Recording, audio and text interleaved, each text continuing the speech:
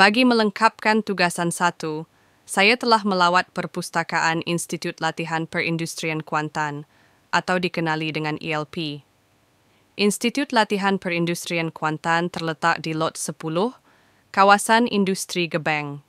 Ikuti temu bual bersama pustakawan, iaitu Puan Leni Chantiravathani, anak perempuan Puubalan. Selamat pagi, saya Sarmisha binti Syahudin, pelajar jurusan Master Pendidikan di UTM. Jadi kehadiran saya adalah untuk membuat sedikit temu ramah dan mengenai dengan bagi melengkapkan tugasan satu saya, bagi tajuk MPP 1333. Jadi di sini saya ada beberapa soalan yang ingin diajukan kepada Puan Leni.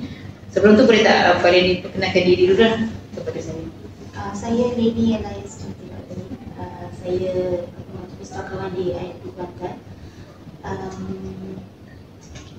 Saya telah berkhidmat di sini daripada tahun 2008. Terima kasih. Jadi soalan pertama, boleh ini menyatakan apakah jenis kolej atau universiti di sini? Ini adalah Institut Latihan Perindustrian Kuantan. Alamat penuh?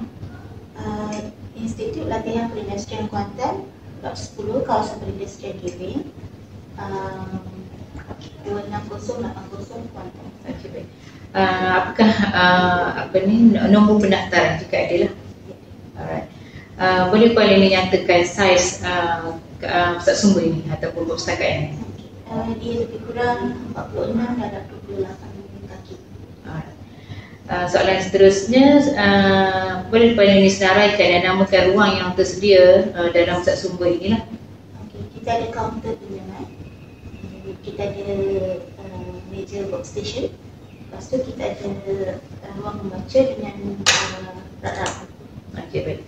Seterusnya, berapakah kapasiti tempat duduk yang tersedia dalam perpustakaan ini? Memandangkan ruang kita agak kecil, jadi kita boleh muatkan dalam 46 orang. Dan boleh Puan Leni nyatakan jumlah koleksi di dalam perpustakaan ini lah. Contohnya senarai buku dan jenis-jenis koleksi yang terdapat dalam perpustakaan ini. Kita ada dalam 2155 naskah, melibatkan berbagai judul lah. Klasifikasi dia lebih kepada fiction dan juga non-fiction. Kita lebih kepada buku-buku teknikal, sebab memandangkan kita Institut Latihan Kemahiran. Jadi koleksi kita lebih kepada buku-buku kemahiran, contoh elektrik, elektronik, seni bina, jumpalan, kejuruteraan, mekanikal, matematik, macam itulah. Tapi selain daripada itu, kita juga ada novel dan juga bacaan. Boleh Puan Leni nyatakan namakan sistem automatik ataupun sistem otomasi yang digunakan di pusat sumber ni? Kita di semua IIT perpustakaan kita akan menggunakan aplikasi JIMS lah. JIMS bermaksud JTM, Integrated Management System. Dia dibangunkan oleh JTM sendiri untuk penggunaan rekod buku dan juga rekod pinjaman keluar masuk lah. Okey, baik. Jadi di sini terdapatlah carta organisasi mengenai dengan institusi ni ya. Adakah perpustakaan ini mempunyai visi, misi dan objektifnya? Boleh Puan Leni nyatakan? Misi dia mencapai matlamat institusi melalui penyediaan perkhidmatan dan sumber penting dengan tumpuan pada pentadbiran sistem multimedia dan perpustakaan. Objektif ialah memastikan objektif BPSM, maksudnya bahagian pusat sumber dan multimedia, sebab library ini diletak di bawah BPSM. So memastikan objektif BPSM dan IIT Kuantan tercapai dengan menyediakan perkhidmatan sokongan dan kemudahan seperti perpustakaan serta kemudahan ICT multimedia bagi melahirkan tenaga kerja yang mahir untuk meningkatkan pengetahuan dan kemahiran seiring dengan perubahan teknologi semasa. Okay. Semoga visi misi tercapai lah. Baik, seterusnya ada senarai tugas pustakawan, pengawas perpustakaan jika ada lah. Kita lebih kepada menyelenggara perpustakaan, termasuklah menerima bahan bacaan, merekod. Okay, lepas tu kita akan memproses katalog dan juga menguruskan peminjaman dan pemulangan dan juga membuat shelving. Kita akan susun buku, and then kita akan membagi juga reminder kepada pengguna yang almost due. Okay, lepas tu kita juga berperanan untuk mengadakan aktiviti gerakan membaca. Jadi apakah alat atau sistem yang digunakan dalam perpustakaan ini untuk menguruskan pusat sumber? Biasa kita menggunakan DDC, Dewey Decimal Classification, untuk mengkatalog buku. Dan pada masa yang sama kita juga akan bergantung pada katalog induk kebangsaan daripada National Library dan juga Library of Congress untuk klasifikasikan koleksi. Dari segi belanjawan tak, macam mana peruntukan subsidi kerajaan yang diterima oleh pusat sumber daripada kerajaan setiap tahun ataupun dana swasta? Ada tak bajet daripada kerajaan? Buat masa ini kita tiada apa-apa peruntukan. Mungkin pada masa akan datang kita tidak.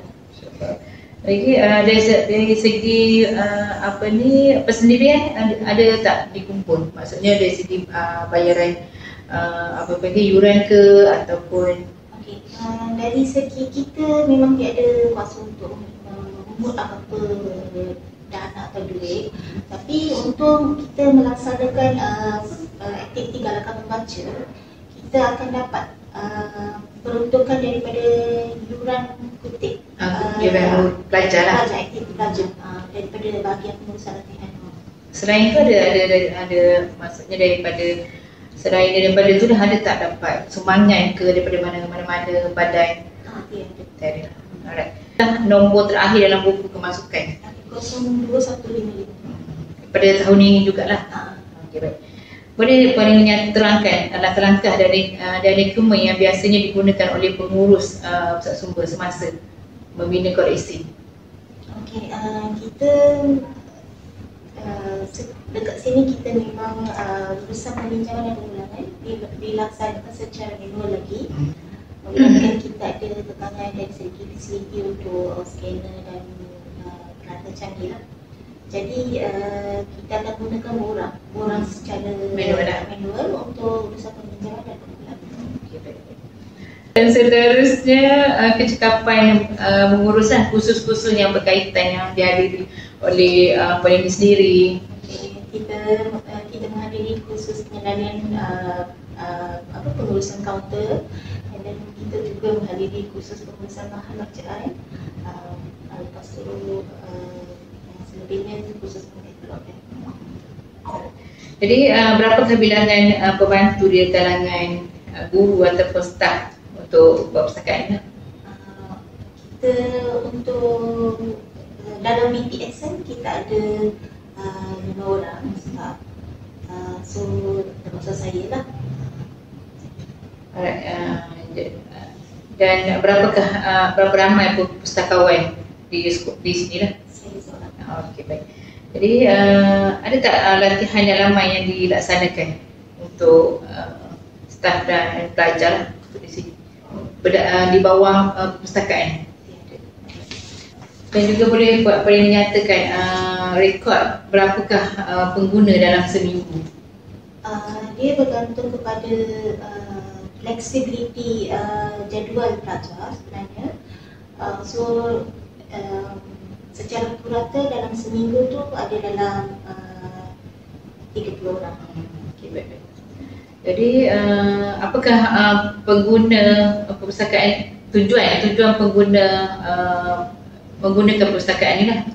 Okay, mainly untuk rujukan, lepas tu peminjaman dan pemulangan, and then kita ada aktiviti gerakan membaca sebagai pusat di sini, dan juga kita ada sebagai pusat permainan indoor juga, and then library juga menyediakan ruang untuk sekiranya ada apa-apa mesyuarat melibatkan HQ atau mana-mana yang memerlukan ruang yang lebih kondusif, kita ada di ruang ni.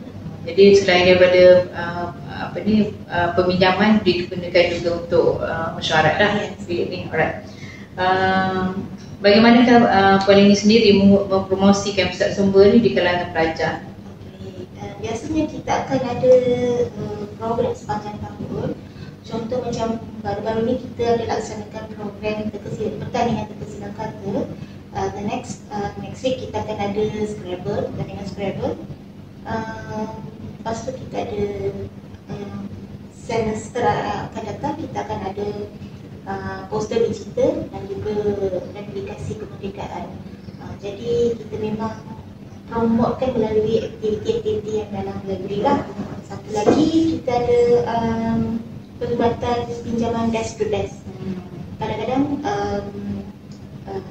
pegawai atasan mereka mungkin ada kekangan masa untuk datang ke sini dan mungkin mereka memerlukan buku-buku untuk pinjaman. Mereka akan bagi tajuk dan saya akan pergi bagi peminjaman desk to desk lah.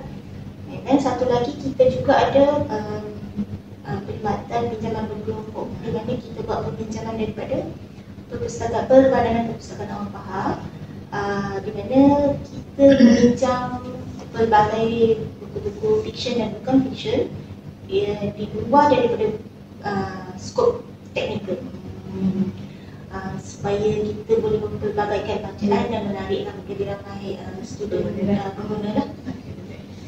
Dan soalan seterusnya, soalan terakhir lah, saya kira soalan terakhir, apakah masalah ataupun kekangan yang Puan Leni hadapi lah semasa menguruskan pusat sumber ni? Kita ada seperti biasa, kita ada kekangan peruntukan lah. Dari segi peruntukan agak limited, tapi walau bagaimanapun kalau kita request kalau ada memang pembelian buku yang memang wajib ada, contohnya kita perlu ada buku perintaan yang terkini, memang penulisan menuliskanlah untuk pembelian tu, and then kita space ruang library yang agak kecil. Jadi saya rasa itu saja pemuraman saya dengan Puan Leni. Jadi saya ucapkan terima kasih banyak kerana sudi terima kami, meluangkan masa sedikit dan mencuri masa Puan Leni. Jadi itu saja, sekian, terima kasih. Terima kasih.